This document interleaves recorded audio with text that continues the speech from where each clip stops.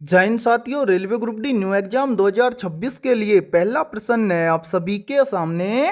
निम्नलिखित में से कौन सी संख्या दी गई श्रृंखला में प्रश्न चिन्ह के स्थान पर आएगी। यानी कि ये पहला प्रश्न आप सभी के सामने सीरीज से संबंधित प्रश्न दिया गया है और आपसे पूछा गया है कि इस सीरीज में इस प्रश्नवाचक चिन्ह के स्थान पर कौन सी संख्या आएगी। तो मेरे भाई इस टाइप के प्रश्न को आप एग्जाम में देखते हैं मात्र 2 से 3 सेकंड में कैसे सोल्व करेंगे।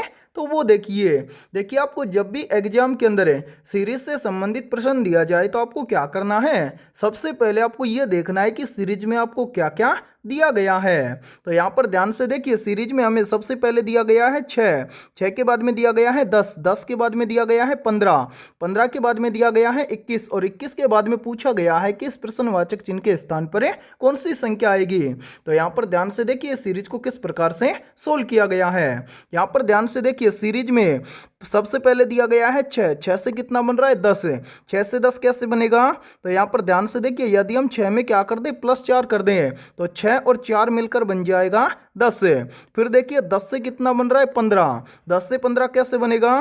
तो यहाँ पर ध्यान से देखिए यदि हम 10 में क्या कर दें +5 कर दें तो 10 और 5 मिलकर बन जाएगा 15। इसी प्रकार आगे देखिए 15 से कितना बन रहा है 21, तो 15 से 21 कैसे बनेगा। तो यहाँ पर देखिए यदि हम 15 में क्या कर दें +6 कर दें तो 15 और 6 मिलकर बन जाएगा 21। अब इसी प्रकार आपसे पूछा गया है कि 21 के बाद में इस प्रश्नवाचक चिन्ह के स्थान पर कौन सी संख्या आएगी।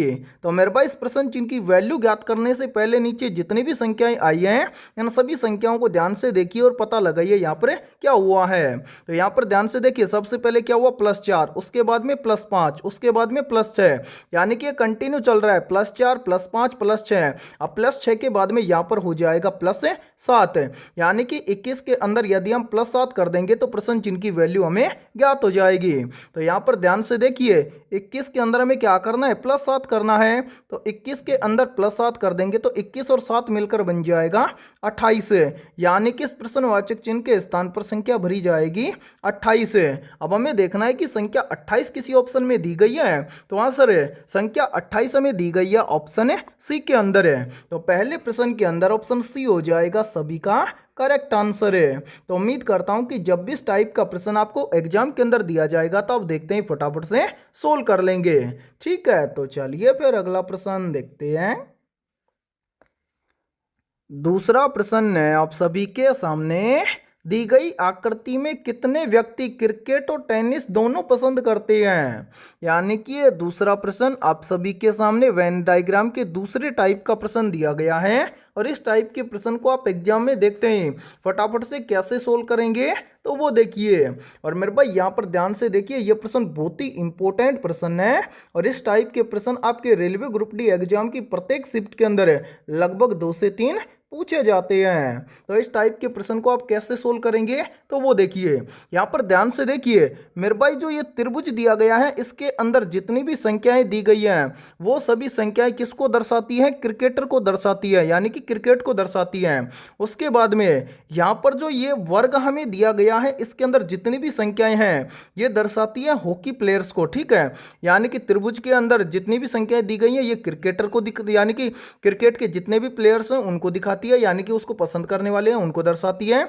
उसके बाद में जो ये वर्ग है ये हॉकी को पसंद करने वाले व्यक्तियों की संख्या को दिखाती है। इसी के साथ में यहाँ पर जो ये वृत्त दिया गया है इसके अंदर जितनी भी संख्याएं दी गई है वो किसको दर्शाती हैं टेनिस को पसंद करने वाले व्यक्तियों की संख्या को दर्शाती है। हमसे पूछा गया है कि क्रिकेट और टेनिस दोनों को पसंद करने वाले कितने व्यक्ति हैं। तो कैसे देखेंगे तो मेरे भाई यहाँ पर देखिए क्रिकेट को पसंद करने वाले किसके अंदर हैं इसके अंदर है, यानी कि त्रिभुज के अंदर है। ठीक है, यानी कि यहाँ से यहाँ तक जो ये त्रिभुज है इसके अंदर जितनी भी संख्याएं हैं ये किसको पसंद करती हैं क्रिकेट को पसंद करती हैं। इसके अलावा यहाँ पर इस वृत्त के अंदर जितनी भी संख्याएं हैं ये सभी संख्याएं किसको दर्शाती हैं टेनिस को दर्शाती हैं। हमसे पूछा गया है कि क्रिकेट और टेनिस दोनों को पसंद करने वाले व्यक्तियों की संख्या कितनी है। तो मेरे भाई यहाँ पर देखिए, यहाँ पर 1 मिनट में कलर चेंज करता हूँ ताकि आपको समझने में कोई भी प्रॉब्लम ना आए। यहाँ पर ध्यान से देखिए यहाँ पर एक संख्या हमें दी गई है 17। ठीक है, जो ये संख्या 17 है ये टेनिस वाले व्यक्तियों को भी दर्शाती है और क्रिकेट वाले व्यक्तियों को भी दर्शाती है। और यहाँ पर देखिए जो संख्या 15 दी गई है ये तीनों को दर्शाती है, यानी कि क्रिकेट के व्यक्तियों को भी दर्शा रही है, हॉकी के भी व्यक्तियों को दर्शा रही है और टेनिस को पसंद करने वाले व्यक्तियों को भी दर्शा रही है। लेकिन इस प्रश्न के अंदर कहीं पे भी हमें हॉकी को छोड़ने का नाम नहीं लिया गया है, यानी कि हम 15 को भी ऐड करेंगे और 17 को भी ऐड करेंगे, यानी कि 15 व्यक्ति प्लस 17 व्यक्ति, तो दोनों को ऐड करेंगे तो 15 और 17 मिलकर बन जाएगा 32 है, यानी कि 32 व्यक्ति ऐसे हैं जो क्रिकेट और टेनिस दोनों को पसंद करते हैं। तो अब हमें देखना है कि 32 किसी ऑप्शन में दिया गया है, तो आंसर है 32 हमें दिया गया है ऑप्शन बी के अंदर है। तो दूसरे प्रश्न के अंदर ऑप्शन बी हो जाएगा सभी का करेक्ट आंसर है। तो उम्मीद करता हूं कि जब भी इस टाइप का प्रश्न आपको एग्जाम के अंदर दिया जाएगा तो आप देखते ही फटाफट से सोल्व कर लेंगे। और इसी के साथ में देखिए आप सभी के लिए बहुत ही इंपॉर्टेंट सूचना है, यदि आप पहली बार के अंदर railway group D new exam 2026 की तैयारी कर रहे हैं तो हमने आपके railway group D new exam 2026 के लिए ऑल सब्जेक्ट के ऊपर लगभग 25,000 प्लस रामबाण क्वेश्चनों का मास्टर पीडीएफ सेट तैयार किया है। और जितने भी अभ्यर्थी ये कंप्लीट मास्टर पीडीएफ सेट लेना चाहते हैं तो वो सभी अभ्यर्थी हमारे इस व्हाट्सएप नंबर पर कांटेक्ट करके इस कंप्लीट मास्टर पीडीएफ सेट को ले सकते हैं। व्हाट्सएप नंबर है 7374826893। ये हमारा व्हाट्सएप नंबर है, इस व्हाट्सएप नंबर पर आप कांटेक्ट करके इस कंप्लीट मास्टर पीडीएफ सेट को ले सकते हैं। और मेरे भाई इस कंप्लीट मास्टर पीडीएफ सेट की प्राइस हमने रखी है मात्र और मात्र 99 रुपए, यानी कि ये कंप्लीट मास्टर पीडीएफ सेट आपको मिलने वाला है मात्र और मात्र 99 रुपए की फीस के अंदर है। और इस कंप्लीट मास्टर पीडीएफ सेट के अलावा आपको पूरे 15 प्रैक्टिस सेट भी बिल्कुल फ्री के अंदर मिलने वाले हैं। और मैं आप सभी को एक गारंटी के साथ में बोल रहा हूं, यदि आप एग्जाम से पहले एक बार इस कंप्लीट मास्टर पीडीएफ सेट को अच्छे से तैयार कर लेते हैं तो आप पहली बार के अंदर railway group D new exam 2026 को क्रैक कर जाएंगे। और इस मास्टर पीडीएफ सेट के अंदर आपको जितने भी क्वेश्चन मिलेंगे सभी क्वेश्चन आपको फुल सॉल्यूशन के साथ में और सिलेक्टेड क्वेश्चन मिलने वाले हैं। ठीक है, तो चलिए फिर अगला प्रश्न देखते हैं। तीसरा प्रश्न है आप सभी के सामने, दी गई आकृति में कितने त्रिभुज हैं। यानी कि ये तीसरा प्रश्न आप सभी के सामने काउंटिंग फिगर से संबंधित प्रश्न दिया गया है। और आपसे पूछा गया है कि नीचे जो ये वाली आकृति दी गई है इस आकृति में कुल कितने त्रिभुज हैं। तो मेरे भाई कैसे ज्ञात करेंगे तो वो देखिए। और मेरे भाई ध्यान से देखिए, ये प्रश्न बहुत ही इंपॉर्टेंट प्रश्न है और इस टाइप के प्रश्न भी आपके एग्जाम की हर एक शिफ्ट के अंदर लगभग 2 से 3 पूछे जाते हैं। तो इस टाइप के प्रश्न को आप एग्जाम में देखते हैं मात्र 2 से 3 सेकंड में कैसे सोल्व करेंगे तो वो देखिए। इस टाइप के प्रश्न को सोल्व करने के लिए एक बहुत ही शानदार और शॉर्ट ट्रिक है और यदि ये ट्रिक आपको याद है तो इस टाइप के प्रश्न को आप आसानी से सोल्व कर लेंगे। ट्रिक क्या है वो देखिए मेरे भाई, यहाँ पर ध्यान से देखिए, आपको पता होगा कि ये क्या है, एक सिंगल त्रिभुज है। ठीक है, इसी के साथ में देखिए यदि आपको जब भी ऐसी आकृति दिखाई दे, यानी कि ऐसी आकृति दिखाई दे तो उसमें कितने त्रिभुज होंगे, केवल एक त्रिभुज होगा। और जब आपको इस तरह की आकृति दिखाई दे तो याद रखना ऐसी एक आकृति में कितने त्रिभुज होंगे, 3 त्रिभुज होंगे। और मेरे भाई इसके अलावा आप याद रखना जब भी आपको ऐसी आकृति दिखाई दे तो मेरे भाई याद रखना एक ऐसी आकृति के अंदर कितने त्रिभुज होंगे, 8 त्रिभुज होंगे। ये तीनों चीजें आपको याद हैं तो इस टाइप के प्रश्न को आप एग्जाम के अंदर मात्र 2 से 3 सेकंड में आसानी से सोल्व कर लेंगे। अब यहां पर देखिए सबसे पहले हम क्या करेंगे, इस तरह के त्रिभुजों को देखेंगे। तो यहां पर देखिए सिंगल फ्लक वाला एक त्रिभुज है ये, उसके बाद में दूसरा त्रिभुज है ये, फिर मेरे भाई यहां पर देखिए ये तीसरा त्रिभुज, ये हो जाएगा चौथा त्रिभुज, ये हो जाएगा पांचवा त्रिभुज और ये हो जाएगा छठा त्रिभुज। सिंगल फ्लक वाले कितने त्रिभुज हैं, 6 त्रिभुज हैं। अब इसके अलावा अब हम क्या करेंगे, इस तरह के त्रिभुज या इस तरह की आकृति, इस बड़ी वाली आकृति में देखेंगे कि कितनी दी गई है। तो यहां पर ध्यान से देखिए इस तरह की एक आकृति हमें यहां पर दी गई है, इस कोने के अंदर यहां से यहां तक। ठीक है, इसके अलावा इसी प्रकार की आकृतियां में एक यहां से यहां तक दी गई है ये वाली। ठीक है, कितनी आकृति हो गई, 2। इसी के साथ में आप यहां पर देखिए ध्यान से यहां तक एक आकृति बन जाएगी, ये कितनी हो गई, 3। इसी के साथ में आप ध्यान से देखिए एक आकृति बन रही है यहां से यहां तक, ये वाली कितनी आकृति हो गई, 4। यानी कि यहां पर देखिए मेरे भाई ध्यान से एक आकृति में कितने त्रिभुज होते हैं, 3, तो 4 के अंदर कितने हो जाएंगे, 4 3 12, यानी कि 4 आकृतियों में कितने त्रिभुज हो जाएंगे, 12। अब इसके अलावा अब हम क्या करेंगे, अब हम देखेंगे इस तरह की आकृति। ठीक है, तो यहां पर ध्यान से देखिए मैं कलर चेंज करता हूं ताकि आपको समझने में कोई भी प्रॉब्लम ना आए। यहां पर ध्यान से देखिए इस आकृति को हम यहां से यहां तक मिलाएंगे, तो ध्यान से से देखिए एक आकृति बन जाएगी बड़ी वाली, यहाँ से यहाँ तक मिलाने से, यहाँ पर देखिए यहाँ से यहाँ तक इसको मिलाएंगे तो एक आकृति बन जाएगी यहाँ से यहाँ तक।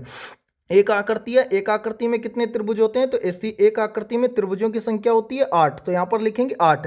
क्या इन सभी के अलावा इस आकृति में कोई अन्य त्रिभुज है, तो नहीं सर, इन सभी के अलावा इस आकृति में कोई अन्य त्रिभुज नहीं है। तो यहाँ पर हम इसको टोटल करेंगे तो ध्यान से देखिए 6 और 12 मिलकर बन जाएगा 18, 18 और 8 मिलकर बन जाएगा 26 है। यानी कि हमारे सामने जो आकृति दी गई है उस आकृति के अंदर कुल त्रिभुजों की संख्या है 26 है। 26 किसी ऑप्शन में दिया गया है, तो आंसर 26 हमें दिया गया है ऑप्शन सी के अंदर है। तो तीसरे प्रश्न के अंदर ऑप्शन सी हो जाएगा सभी का करेक्ट आंसर है। तो उम्मीद करता हूं कि जब भी इस टाइप का प्रश्न आपको एग्जाम के अंदर दिया जाएगा तो आप देखते हैं फटाफट से सोल्व कर लेंगे। ठीक है, तो चलिए फिर अगला प्रश्न देखते हैं। चौथा प्रश्न है आप सभी के सामने, एक ही पासे की 3 अलग अलग स्थितियां दर्शाई गई हैं। 4 दर्शाने वाले फलक के विपरीत फलक पर कौन सी संख्या होगी। मेरे भाई ये चौथा प्रश्न बहुत ही इंपॉर्टेंट प्रश्न है और ये डाइस से संबंधित प्रश्न दिया गया है। तो इस टाइप के प्रश्न को आप एग्जाम में देखते हैं फटाफट से कैसे सोल्व करेंगे, तो वो देखिए डाइस से संबंधित प्रश्न को एग्जाम में सोल्व करना बहुत ही आसान होता है। आसानी से कैसे सोल्व करेंगे, तो केवल आपको 3 बातों का ध्यान रखना है और यदि आपको तीनों बातें याद हैं तो डाइस वाले प्रश्न को आप एग्जाम में देखते ही मात्र 2 से 3 सेकंड में सोल्व कर लेंगे। तो मेरे भाई यहाँ पर ध्यान से देखिए, सबसे पहली बात का आपको क्या याद रखना है, सबसे पहले आपके सामने जितने भी डाइस दिए जाएं उनमें से केवल 2 ही आपको डाइस लेने हैं। ठीक है, इसके अलावा दूसरा पॉइंट क्या है, यानी कि जो आप 2 डाइस लेंगे उनके अंदर आपको क्या करना है, कॉमन संख्या देखनी है। यदि आपको एक कॉमन संख्या देखने को मिले तो आपको क्या करना है, दोनों डाइस के अंदर क्या करना है, क्लॉकवाइज चलना है। यह है दूसरा पॉइंट है। और इसके अलावा तीसरा पॉइंट क्या है, तो मेरे भाई तीसरा पॉइंट है, यदि आपको दोनों डाइस के अंदर 2 संख्या क्या देखने को मिले, कॉमन देखने को मिले, तो समझना जो संख्या बचेंगी वो एक दूसरे के क्या होंगी, विपरीत फलक पर होंगी। जैसे यहाँ पर देखिए, मैं आपको यहाँ पर समझा दूं थोड़ा सा। यहाँ पर देखिए मेरे भाई, ये है पहला डाइस, उसके बाद में ये है दूसरा डाइस और ये है तीसरा डाइस। ठीक है, अब यहाँ पर हम क्या करेंगे, केवल 2 डाइस लेंगे। तो यहाँ पर देखिए इनमें से हम एक लेते हैं दूसरा डाइस और एक लेते हैं हम तीसरा डाइस। ये 2 हम क्यों ले रहे हैं, क्योंकि इसके अंदर हमें 2 कॉमन संख्या देखने को मिल रही है। जैसे यहाँ पर देखिए, यहाँ पर हमें 3 और 5 कॉमन देखने को मिल रहा है, उसी प्रकार से तीसरे डाइस के अंदर भी हमें 3 और 5 कॉमन देखने को मिल रहा है। अब यहाँ पर कौन सी संख्या बच गई, तो यहाँ पर मेरे भाई ध्यान से देखिए, यहाँ पर एक संख्या बच गई 4 और एक संख्या बच गई 2। हमसे पूछा गया है कि 4 दर्शाने वाले फलक के विपरीत फलक पर कौन सी संख्या होगी, तो मेरे भाई 4 के विपरीत फलक पर संख्या होगी 2। अब हमें देखना है कि 2 किसी ऑप्शन में दिया गया है, तो आंसर 2 हमें दिया गया है ऑप्शन डी के अंदर है। तो चौथे प्रश्न के अंदर ऑप्शन डी हो जाएगा सभी का करेक्ट आंसर है। तो उम्मीद करता हूं कि जब भी आपको एग्जाम के अंदर डाइस से संबंधित प्रश्न दिया जाएगा तो आप देखते हैं फटाफट से सोल्व कर लेंगे। ठीक है, तो चलिए फिर अगला प्रश्न देखते हैं। 5वां प्रश्न है आप सभी के सामने, एक निश्चित कूट भाषा में फीड को 24 के रूप में लिखा जाता है और अकाउंट को 42 के रूप में लिखा जाता है, उसी भाषा में पिज्जा को किस प्रकार लिखा जाएगा। यानी कि ये 5वां प्रश्न आप सभी के सामने कोडिंग डिकोडिंग से संबंधित प्रश्न दिया गया है। तो मेरे भाई इस टाइप के प्रश्न को आप एग्जाम में देखते हैं फटाफट से कैसे सोल्व करेंगे, तो वो देखिए जब भी इस टाइप का प्रश्न आपको एग्जाम में दिया जाए तो आपको क्या करना है, सबसे पहले आपको यहाँ पर पता करना है कि फीड को यहाँ पर 24 कैसे लिखा है। फिर उसी प्रकार से आपको यहाँ पर पता करना है कि अकाउंट को यहाँ पर 42 कैसे लिखा है। फिर सेम इसी प्रकार से हम यहाँ पर बताएंगे कि पिज्जा को किस प्रकार लिखा जाएगा। तो यहाँ पर ध्यान से देखिए इस प्रश्न को किस प्रकार से सोल्व किया गया है। ध्यान से समझिए, इस प्रश्न को एग्जाम में सोल्व करना आसान होता है। सबसे पहले आप यहाँ पर ध्यान से देखिए, यहाँ पर हमें बोला गया है फीड को क्या लिखा गया है, यानी कि FEED, इसको लिखा गया है 24 है। तो इसको 24 कैसे लिखा गया है, तो इसको 24 लिखने के लिए सबसे पहले यहाँ पर फीड शब्द के अंदर जितने भी लेटर दिए गए हैं उन सभी को काउंट किया गया है। तो यहाँ पर फीड शब्द के अंदर टोटल कितने लेटर हैं, 1 2 3 4, टोटल लेटर की संख्या है यहाँ पर कितनी, 4। तो यहाँ पर देखिए 4 से 24 बनाने के लिए यहाँ पर किया गया है 4 का 6 गुना। तो यहाँ पर 4 का 6 गुना करेंगे तो बन जाएगा 6 चौका 24। और यहाँ पर ध्यान से देखिए 24 आप सभी के सामने दिया भी गया है। अब सेम इसी प्रकार से हम क्या करेंगे, यहाँ पर देखेंगे कि अकाउंट को यहाँ पर 42 इसी प्रकार से लिखा है क्या। तो मेरे भाई यहाँ पर ध्यान से देखिए, सबसे पहले लिखेंगे अकाउंट ए, उसके बाद में है डबल सी, उसके बाद में है ओ, उसके बाद में है यू, फिर है एन और टी। तो यहाँ पर इसको क्या लिखा गया है, इसको लिखा गया है 42 से। तो मेरे भाई यहाँ पर देखिए अकाउंट शब्द के अंदर टोटल कितने लेटर हैं काउंट करिए। यहाँ पर देखिए 1 2 3 4 5 6 7, टोटल लेटर कितने हैं 7 हैं। अब यहाँ पर भी हम क्या करेंगे, 7 का कर देंगे 6 गुना। तो यहाँ पर देखिए 7 का 6 गुना करेंगे तो बन जाएगा 7 छिके 42 से। और ध्यान से देखिए 42 यहाँ पर आप सभी के सामने दिया भी गया है। यानी कि यहाँ पर क्या किया गया है, फीड शब्द के अंदर जितने भी लेटर हैं उन सभी को टोटल करके 6 से गुणा करके यहाँ पर लिखा गया है 24 से। उसी प्रकार से अकाउंट के अंदर है, या अकाउंट शब्द के अंदर जितने भी लेटर हैं उन सभी को टोटल करके उनका 6 गुना करके यहाँ पर लिखा गया है 42 से। अब उसी प्रकार से हम आसानी से बता सकते हैं कि पिज्जा को किस प्रकार लिखा जाएगा। तो मेरे भाई यहाँ पर देखिए पिज्जा की स्पेलिंग है PIZZA, ठीक है। तो यहाँ पर पिज्जा शब्द के अंदर टोटल कितने लेटर हैं, तो ध्यान से देखिए 1 2 3 4 5, टोटल लेटर कितने हैं 5 हैं। अब सभी का 6 गुना किया गया है तो यहाँ पर भी 5 का हम क्या करेंगे 6 गुना करेंगे।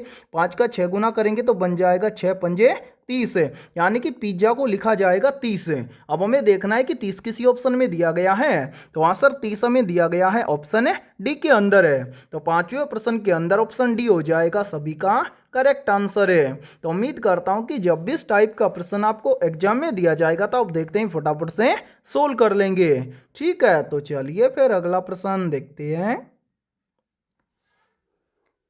छठा प्रश्न है आप सभी के सामने, धोने वाले सोडे का रासायनिक नाम क्या है। ऑप्शन ए है सोडियम कार्बोनेट, ऑप्शन बी है सोडियम बाइकार्बोनेट, ऑप्शन सी है कैल्शियम कार्बोनेट और ऑप्शन डी है कैल्शियम बाइकार्बोनेट।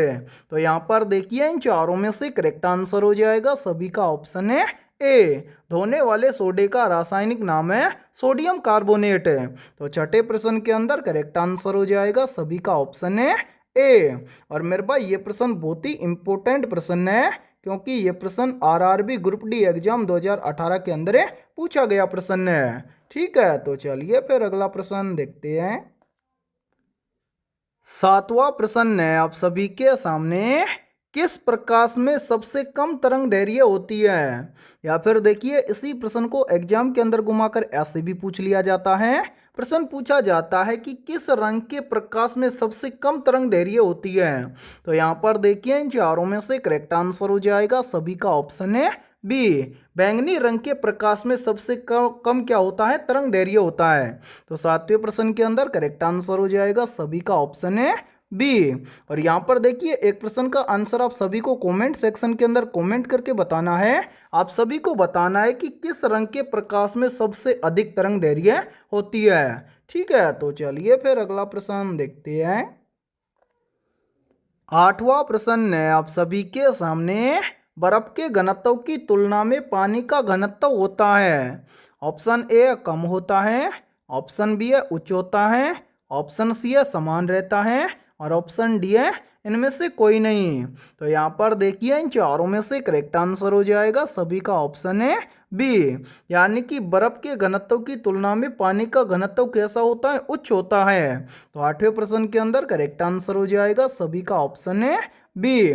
और मेरे भाई इस क्लास के अंदर आपको एंड तक बने रहना है, क्योंकि इस क्लास के अंदर हमने उन्हीं क्वेश्चनों को कवर किया है जो क्वेश्चन आपके एग्जाम के लिए इंपॉर्टेंट रहेंगे।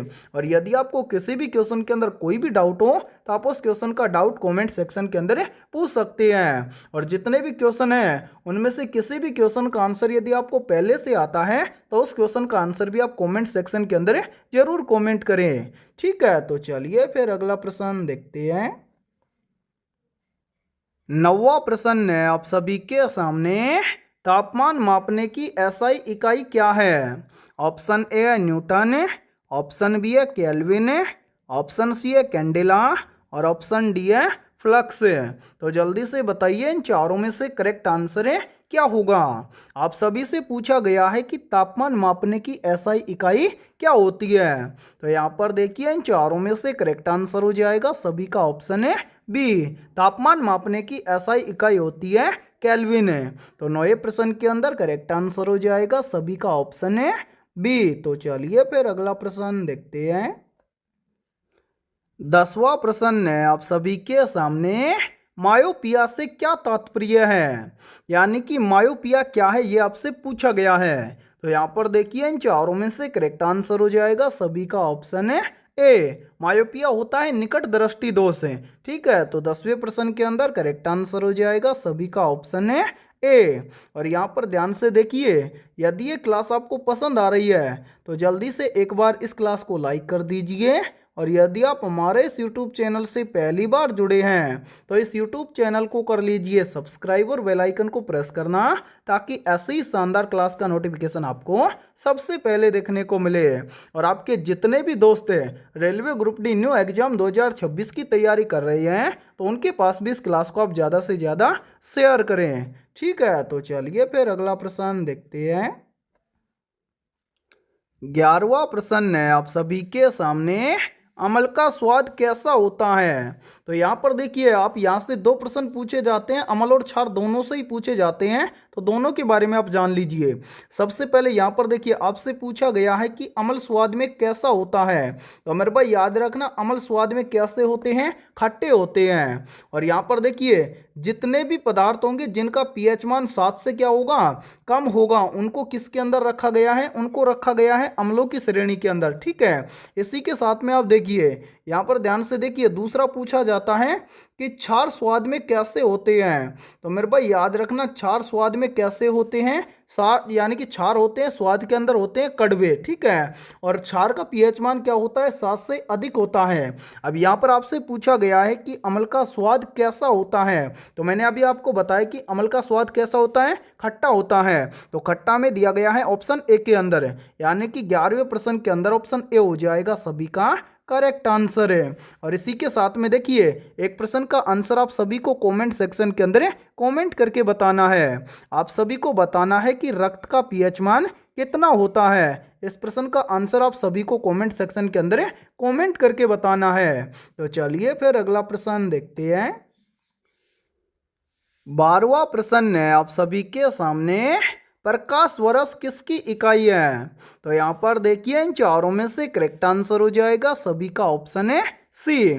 प्रकाश वर्ष किसकी इकाई है, दूरी की इकाई है। तो 12वें प्रश्न के अंदर करेक्ट आंसर हो जाएगा सभी का ऑप्शन है सी। तो चलिए फिर अगला प्रश्न देखते हैं। 13वां प्रश्न है आप सभी के सामने। ध्वनि तरंगे किस प्रकार की तरंगे हैं। ऑप्शन ए अनुप्रस्थ तरंगे, ऑप्शन बी है अनुदैर्घ्य तरंगे, ऑप्शन सी है दोनों, और ऑप्शन डी है इनमें से कोई नहीं। तो जल्दी से बताइए इन चारों में से करेक्ट आंसर है क्या होगा। और मेरे भाई ये प्रश्न बहुत ही इंपॉर्टेंट प्रश्न है, क्योंकि ये प्रश्न आरआरबी ग्रुप डी एग्जाम 2018 के अंदर भी पूछा गया था, और यही प्रश्न आरआरबी ग्रुप डी एग्जाम 2025 के अंदर भी पूछा गया प्रश्न है। तो इस प्रश्न पर आप स्टार जरूर लगा लेना, क्योंकि ये प्रश्न इस बार एग्जाम के अंदर आपको 100% देखने को मिलेगा। तो यहाँ पर देखिए इन चारों में से करेक्ट आंसर हो जाएगा सभी का ऑप्शन है बी, यानी कि जो ध्वनि तरंगे हैं ये अनुदैर्घ्य तरंगे होती हैं। तो 13वें प्रश्न के अंदर करेक्ट आंसर हो जाएगा सभी का ऑप्शन है बी। और यहाँ पर देखिए आप सभी के लिए बहुत ही इंपॉर्टेंट सूचना है, यदि आप पहली बार के अंदर railway group D new exam 2026 को क्रैक करना चाहते हैं तो हमने आपके railway group D new exam 2026 के लिए ऑल सब्जेक्ट के ऊपर लगभग 25,000 प्लस रामबाण क्वेश्चनों का मास्टर पीडीएफ सेट तैयार किया है। और जितने भी अभ्यर्थी ये कंप्लीट मास्टर पीडीएफ सेट लेना चाहते हैं तो वो सभी अभ्यर्थी हमारे इस व्हाट्सएप नंबर पर कांटेक्ट करके इस कंप्लीट मास्टर पीडीएफ सेट को ले सकते हैं। व्हाट्सएप नंबर है 73748268 93। ये हमारा व्हाट्सअप नंबर है। इस व्हाट्सअप नंबर पर आप कॉन्टैक्ट करके इस कंप्लीट मास्टर पीडीएफ सेट को ले सकते हैं। और मेरे भाई इस कंप्लीट मास्टर पीडीएफ सेट की प्राइस हमने रखी है मात्र और मात्र 99 रुपये। यानी कि ये कंप्लीट मास्टर पीडीएफ सेट आपको मिलने वाला है मात्र और मात्र 99 रुपये की फीस के अंदर है। और इस कंप्लीट मास्टर पीडीएफ सेट के अलावा आपको पूरे 15 प्रैक्टिस सेट भी बिल्कुल फ्री के अंदर मिलने वाले हैं। और मैं आप सभी को एक गारंटी के साथ में बोल रहा हूँ, आपके एग्जाम के जितने भी दिन बचे हुए हैं उस बचे हुए दिनों के अंदर यदि आप इस कंप्लीट मास्टर पीडीएफ सेट को आप सरसरी निगाहों से देख लेते हैं तो आपके एग्जाम में ज़्यादातर क्वेश्चन आपको इसी मास्टर पीडीएफ सेट से देखने को मिलेंगे। ठीक है, तो चलिए फिर अगला प्रश्न देखते हैं। 14वां प्रश्न है आप सभी के सामने, मानव रक्त का पीएच मान कितना होता है? तो यहाँ पर देखिए इन चारों में से करेक्ट आंसर हो जाएगा सभी का ऑप्शन है बी। मानव रक्त का पीएच मान होता है 7.4। तो 14वें प्रश्न के अंदर करेक्ट आंसर हो जाएगा सभी का ऑप्शन है बी। तो चलिए फिर अगला प्रश्न देखते हैं। 15वां प्रश्न है आप सभी के सामने, ओजोन परत वायुमंडल के किस मंडल में पाई जाती है? मेरे भाई ये प्रश्न आरआरबी ग्रुप डी एग्जाम 2018 के अंदर पूछा गया प्रश्न है। तो जल्दी से बताइए इन चारों में से करेक्ट आंसर क्या होगा। आप सभी से पूछा गया है कि ओजोन परत वायुमंडल के किस मंडल में पाई जाती है। तो यहाँ पर देखिए इन चारों में से करेक्ट आंसर हो जाएगा सभी का ऑप्शन है सी। ओजोन परत वायुमंडल के समताप मंडल में पाई जाती है। तो 15वें प्रश्न के अंदर करेक्ट आंसर हो जाएगा सभी का ऑप्शन है सी। और मेरे भाई आप सभी को कमेंट सेक्शन के अंदर कमेंट करके बताना है कि जो ओजोन परत है ये किन किरणों से हमारी रक्षा करती है। ठीक है, तो आज की इस क्लास के अंदर इतना ही। फिर मिलते हैं ऐसे बेहतरीन और शानदार क्वेश्चनों के साथ नेक्स्ट क्लास में सुबह 11 बजे। ठीक है, तब तक के लिए जय हिंद जय भारत।